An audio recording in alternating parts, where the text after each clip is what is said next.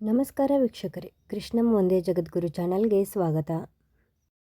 ಇವತ್ತಿನ ಈ ವಿಡಿಯೋದಲ್ಲಿ 2026ರಲ್ಲಿ ಬರುವ ನಾಗರ ಪಂಚಮಿ ಹಬ್ಬದ ಸಂಪೂರ್ಣ ಮಾಹಿತಿಯನ್ನು ತಿಳಿದುಕೊಳ್ಳೋಣ. ನಾಗರ ಪಂಚಮಿ ಯಾವ ದಿನ ಆಚರಿಸಲಾಗುತ್ತದೆ, ಪಂಚಮಿ ತಿಥಿ ಯಾವಾಗ ಪ್ರಾರಂಭವಾಗುತ್ತದೆ ಮತ್ತು ಯಾವಾಗ ಮುಕ್ತಾಯವಾಗುತ್ತದೆ, ಪೂಜೆಗೆ ಯಾವ ಸಮಯ ಶುಭವಾಗಿದೆ, ಈ ಹಬ್ಬದ ಮಹತ್ವವೇನು, ಯಾವ ರೀತಿಯಲ್ಲಿ ಪೂಜೆ ಮಾಡಿದರೆ ಪುಣ್ಯಫಲ ದೊರೆಯುತ್ತದೆ, ಈ ಎಲ್ಲ ವಿಷಯಗಳನ್ನು ವಿವರವಾಗಿ ತಿಳಿದುಕೊಳ್ಳೋಣ.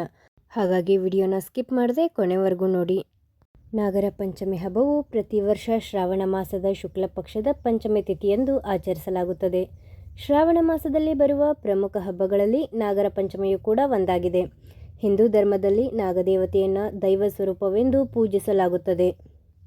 ನಾಗದೇವರು ಭೂಮಿಯ ರಕ್ಷಕರು, ಧನ ಸಂಪತ್ತಿನ ಸಂಕೇತ ಹಾಗೂ ಪರಮಶಿವನ ಆಭರಣವೆಂದು ಶಾಸ್ತ್ರಗಳು ತಿಳಿಸುತ್ತವೆ. ಆದ್ದರಿಂದ ಈ ದಿನ ನಾಗದೇವರ ಆರಾಧನೆ ಮಾಡುವುದರಿಂದ ಅನೇಕ ಶುಭ ಫಲಗಳು ದೊರೆಯುತ್ತವೆ.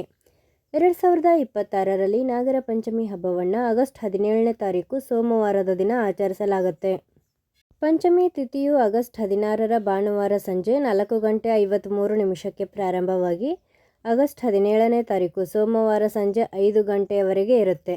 ಸೂರ್ಯೋದಯಕ್ಕೆ ಪಂಚಮಿ ತಿಥಿ ಇರುವುದರಿಂದ ಆಗಸ್ಟ್ 17ರಂದು ನಾಗರ ಪಂಚಮಿಯನ್ನು ಆಚರಿಸಲಾಗುವುದು. ಈ ಬಾರಿ ನಾಗರ ಪಂಚಮಿ ಸೋಮವಾರ ಬಂದಿರುವುದರಿಂದ ವಿಶೇಷ. ಸೋಮವಾರ ಶಿವನಿಗೆ ಅತ್ಯಂತ ಪ್ರಿಯವಾದ ದಿನ. ಶಿವನ ಕೊರಳಲ್ಲಿ ನಾಗದೇವರು ವಿರಾಜಮಾನವಾಗಿರುವುದರಿಂದ ಈ ದಿನ ಶಿವನೊಂದಿಗೆ ನಾಗದೇವರ ಆರಾಧನೆ ಮಾಡಿದರೆ ವಿಶೇಷ ಪುಣ್ಯ ದೊರೆಯುತ್ತದೆ. ಶಿವಲಿಂಗಕ್ಕೆ ಅಭಿಷೇಕ ಮಾಡಿ ನಂತರ ನಾಗದೇವರಿಗೆ ಪೂಜೆ ಸಲ್ಲಿಸಿದರೆ ಜೀವನದಲ್ಲಿ ಅನೇಕ ಅಡಚಣೆಗಳು ದೂರವಾಗುತ್ತವೆ. ನಾಗರ ಪಂಚಮಿಯ ದಿನ ಬೆಳಿಗ್ಗೆ ಬೇಗ ಎದ್ದು ಸ್ನಾನ ಮಾಡಿ ಶುಭ್ರವಾದ ಬಟ್ಟೆ ಧರಿಸಬೇಕು. ಮನೆಯ ದೇವರ ಕೋಣೆಯಲ್ಲಿ ಅಥವಾ ನಾಗದೇವರ ದೇವಸ್ಥಾನದಲ್ಲಿ ಭಕ್ತಿಯಿಂದ ಪೂಜೆ ಮಾಡಬೇಕು. ಸಾಧ್ಯವಾದರೆ ಹುತ್ತದ ಬಳಿಗೆ ಹೋಗಿ ಅರಿಶಿನ, ಕುಂಕುಮ, ಶ್ರೀಗಂಧ ಹಚ್ಚಿ ಹೂಗಳಿಂದ ಅಲಂಕರಿಸಿ ಪೂಜೆ ಸಲ್ಲಿಸಬಹುದು. ಕೆಲವು ಕಡೆ ನಾಗದೇವರ ವಿಗ್ರಹಗಳನ್ನು ಪ್ರತಿಷ್ಠಾಪಿಸಿ ಪೂಜೆ ಮಾಡುವ ಪದ್ಧತಿಯೂ ಕೂಡ ಇದೆ.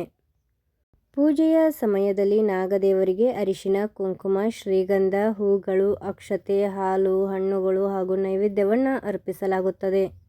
ಸಂಪ್ರದಾಯದಂತೆ ಎಳ್ಳುಂಡೆ, ತಂಬಿಟ್ಟು, ನೆನೆಸಿದ ಕಡಲೆಕಾಳು, ಬೆಲ್ಲ, ಹಾಲು, ಸಿಹಿ ತಿನಿಸುಗಳು ಹಾಗೂ ಋತುವಿನ ಹಣ್ಣುಗಳನ್ನು ಸಮರ್ಪಿಸಲಾಗುತ್ತದೆ. ಪೂಜೆಯ ನಂತರ ನಾಗದೇವರ ಸ್ತೋತ್ರ, ನಾಗ ಗಾಯತ್ರಿ ಮಂತ್ರ ಅಥವಾ ಓಂ ನಮೋ ನಾಗದೇವಾಯ ನಮಃ ಎಂಬ ಮಂತ್ರವನ್ನು ಭಕ್ತಿಯಿಂದ ಜಪಿಸಿದರೆ ಅತ್ಯಂತ ಶುಭಕರ.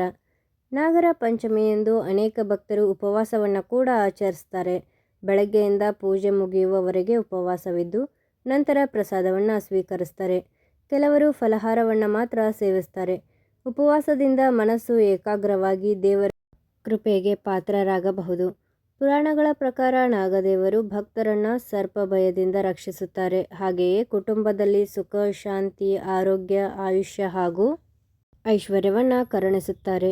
ವಿಶೇಷವಾಗಿ ನಾಗದೇವರ ಕಾಳಸರ್ಪ ದೋಷ, ಸಂತಾನ ಸಮಸ್ಯೆ, ವಿವಾಹ ವಿಳಂಬ, ಕುಟುಂಬ ಕಲಹ, ಉದ್ಯೋಗ ಹಾಗೂ ಆರ್ಥಿಕ ತೊಂದರೆಗಳಿಂದ ಬಳಲುತ್ತಿರುವವರು ಈ ದಿನ ನಾಗಪೂಜೆ ಮಾಡಿದರೆ ಶುಭ ಫಲ ದೊರೆಯುತ್ತದೆ.